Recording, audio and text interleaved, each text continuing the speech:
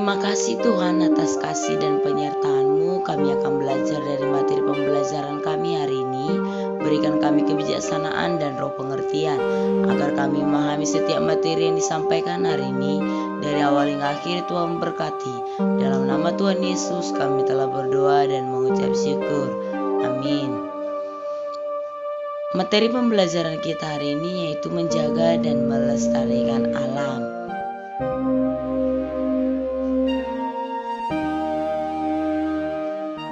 Kompetensi dasar yaitu mengakui bahwa pemeliharaan Allah dan keselamatan berlaku bagi seluruh ciptaan, termasuk alam. Yang berikutnya yaitu melakukan berbagai aktivitas yang menunjukkan keterlibatan aktif dalam memelihara lingkungan. Dan indikator pembelajaran kita hari ini yaitu menghayati berkat Allah melalui alam. Berikutnya adalah menjelaskan tanggung jawab dan partisipasi manusia atas kelestarian alam. Tujuan pembelajaran kita hari ini yaitu siswa mampu memahami pentingnya alam bagi kehidupan. Nah, kita akan belajar mengenai pentingnya alam bagi hidup manusia.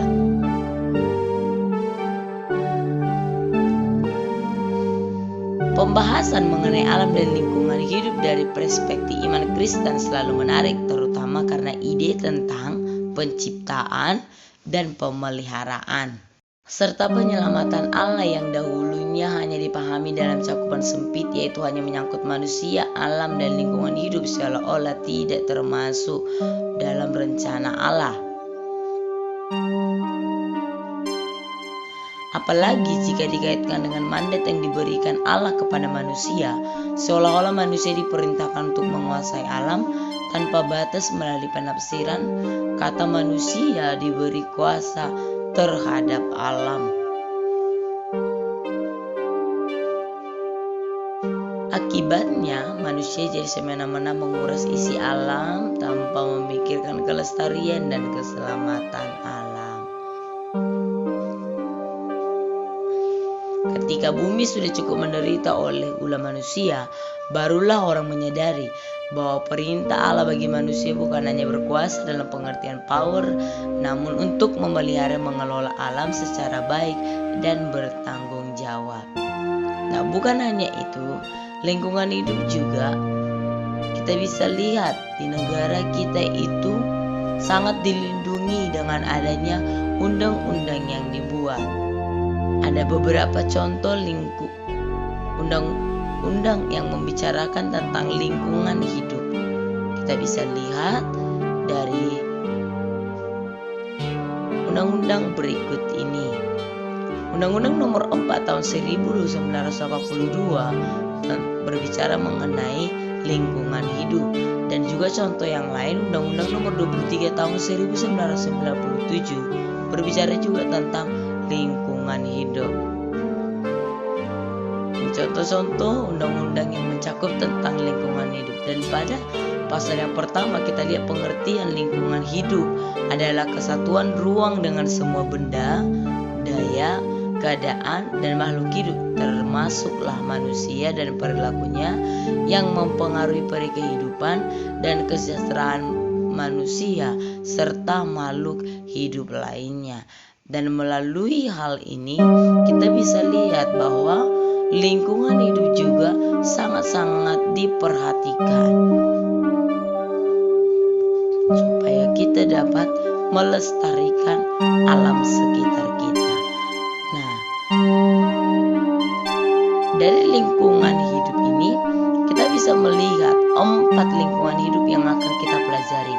Yang pertama itu adalah lingkungan hayati, yaitu berbicara mengenai makhluk hidup.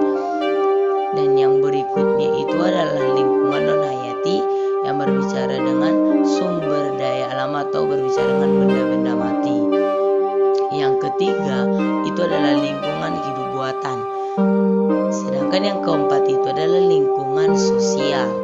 Nah, keempat lingkungan hidup ini memiliki komponen-komponen, yaitu komponennya benda, daya, keadaan, dan makhluk hidup. Komponen-komponen yang terdapat di dalam keempat lingkungan hidup ini saling berkaitan atau saling memiliki hubungan antara yang satu dengan yang lain untuk saling melengkapi dan memberikan hidup. Dan untuk lebih detail kembali, mari kita belajar dari tayangan berikut ini supaya kita paham tentang lingkungan hidup.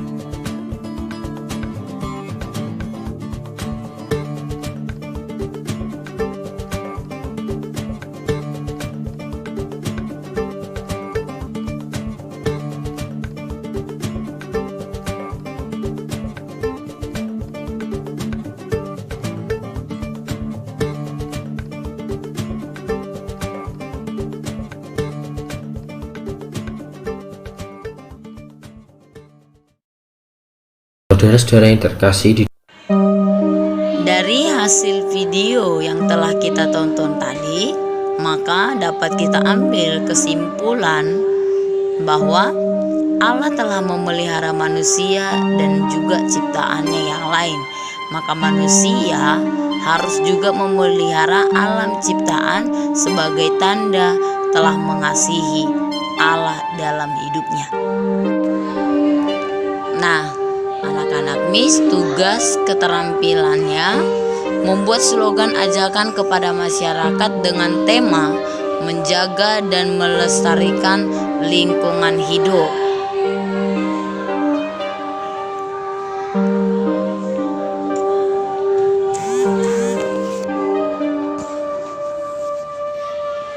Kriteria penilaiannya nanti yang akan MIS kasih yaitu kreasi pembuatan dari slogannya, bahkan juga kata-kata slogan yang menarik. Nah, contoh daripada kata-kata pembuatan slogan kamu supaya menarik, ada MIS buat 2 contoh.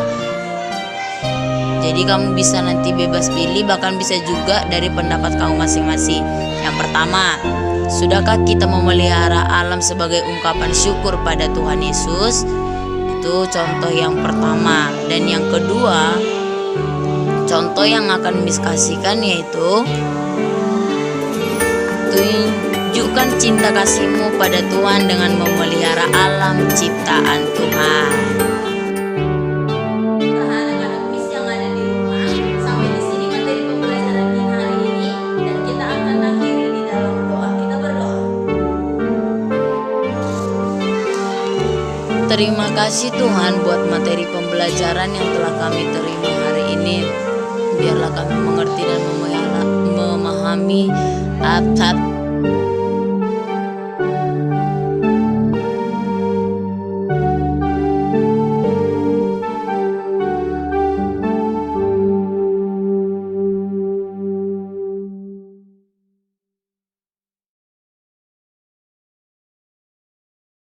Oke, anak-anak Miss yang ada di rumah, sekian materi kita untuk hari ini. Sampai bertemu kembali di materi yang baru untuk minggu depan. Shalom, Tuhan Yesus memberkati.